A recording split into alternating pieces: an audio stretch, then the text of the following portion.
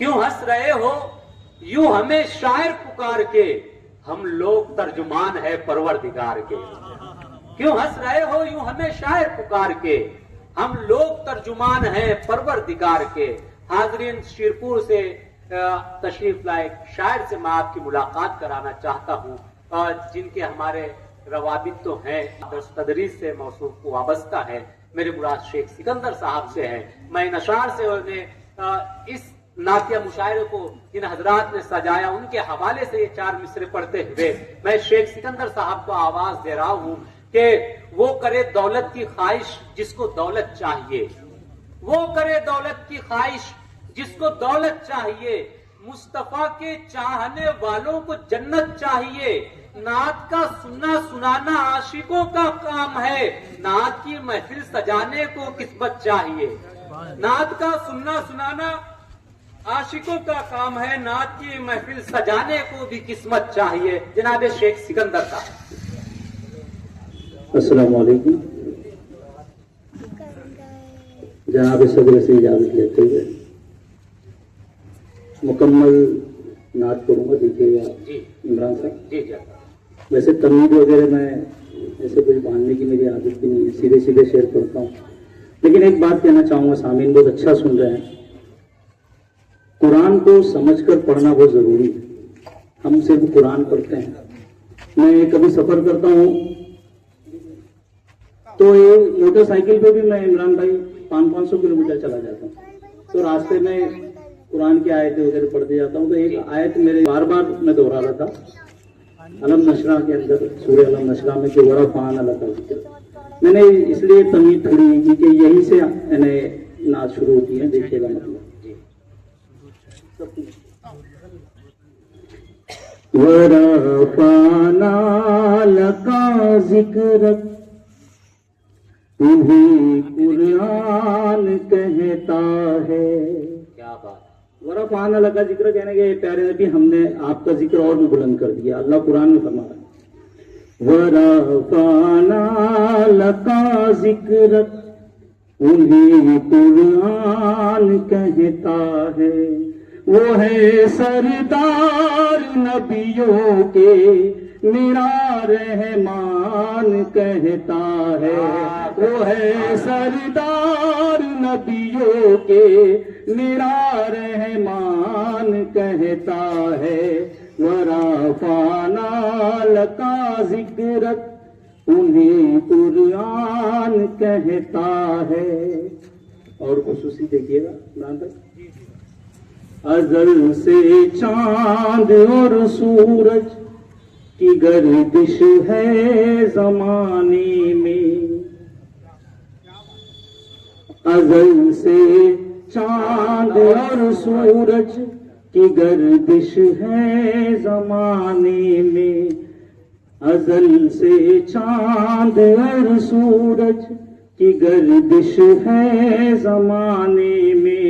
میرا دل اس کو بھی سرکار کا فیضان کہتا ہے. میرا دل اس کو بھی سرکار کا فیضان کہتا ہے.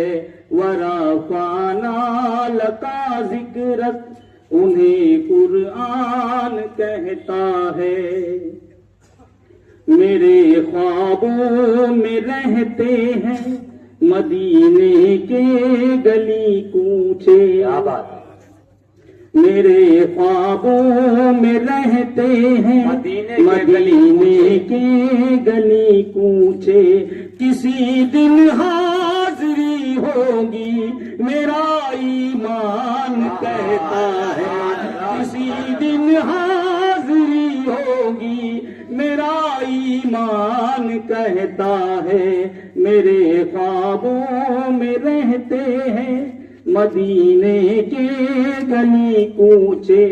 کسی دن حاضری ہوگی میرا ایمان کہتا ہے.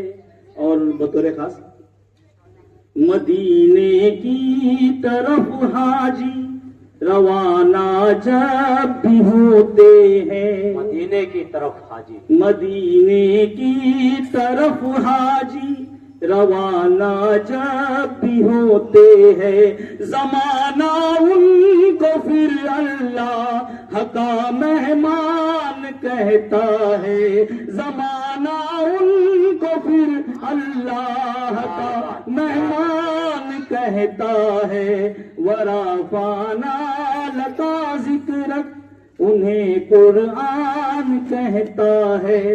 اور یوم عاشوراء محرم الحرام کا مہینہ، اور اس کے تناظر میں دیکھیے گا شیخ، نبی آلے نبی کی بات پر ایمان لائے جو، نبی آلے نبی کی بات پر ایمان لائے جو، یقیناً جنتی ہے وہ میرا ایمان کہتا ہے، یقیناً جنتی ہے وہ میرا ایمان کہتا ہے، ورفعنا لک ذکرک انہیں قرآن کہتا ہے۔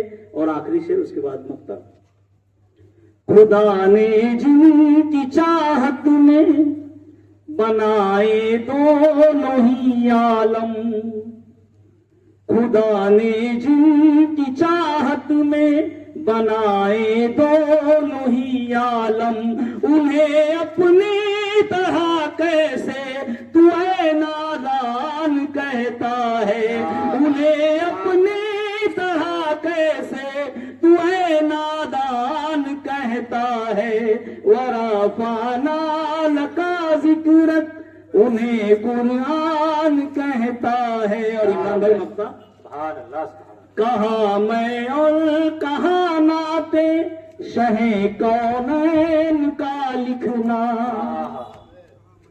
کہاں میں اور کہاں ناتے شہ کونین کا لکھنا، سکندر اس کو بھی اللہ کا احسان کہتا ہے، سکندر اس کو بھی اللہ کا احسان کہتا ہے، ورفعنا لک ذکرک انہیں قرآن کہتا ہے، وہ ہے سردار نبیوں کے میرا رحمان کہتا ہے، ورفعنا لک ذکرک انہیں قرآن کہتا ہے۔ سبحان اللہ سبحان اللہ سبحان اللہ۔ کہتے جناب شیخ سکندر صاحب جو نعت پاک کا نذرانہ پیش فرما رہے تھے، ورفعنا لک ذکرک انہیں قرآن کہتا ہے۔